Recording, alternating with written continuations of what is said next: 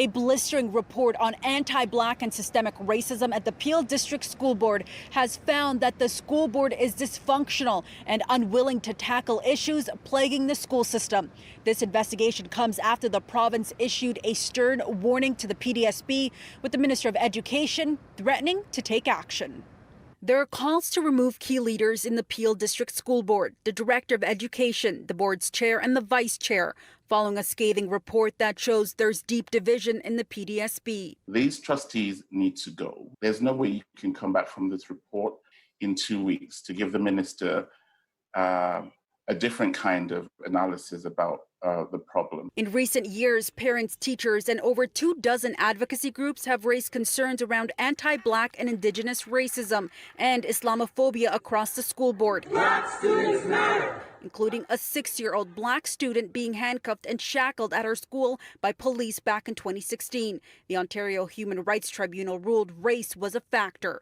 Parents say this latest investigation highlights much of what they've been saying. We've been silenced. There are other people who have been fighting for this that have been silenced.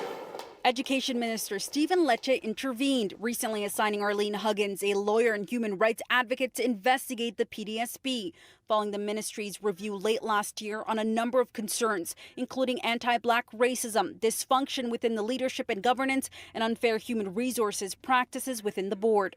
That resulted in this 26-page report. Huggins noted that the board failed to follow a number of directives. One of the findings, that there's no evidence the board is prioritizing rebuilding its broken relationship with the Black community, failing to develop an anti-racism policy, and, quote, no evidence that the board has a willingness to engage in the necessary work to gain such an understanding, nor does the board understand the urgency of the need to do so. What is concerning is how this can still be going on.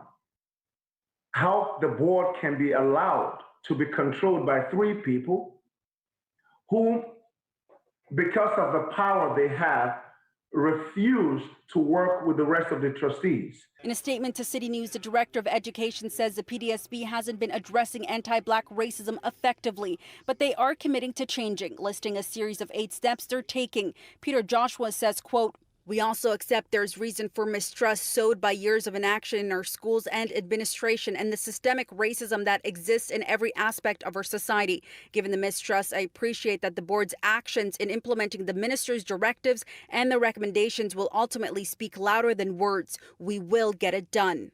What's going to happen now at Peel District School Board is going to impact the other school boards. Joshua would not comment on a trespass letter issued to a community member a few months ago.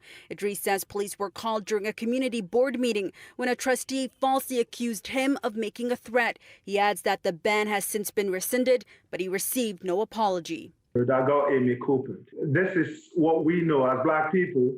It's been the norm for us, where your mere presence is seen as a threat. A march for justice is scheduled to take place on Wednesday afternoon in protest of anti-Black racism in the community, including at the Peel District School Board, where the rally is scheduled to end. At Queen's Park, I'm Faiza Amin for City News.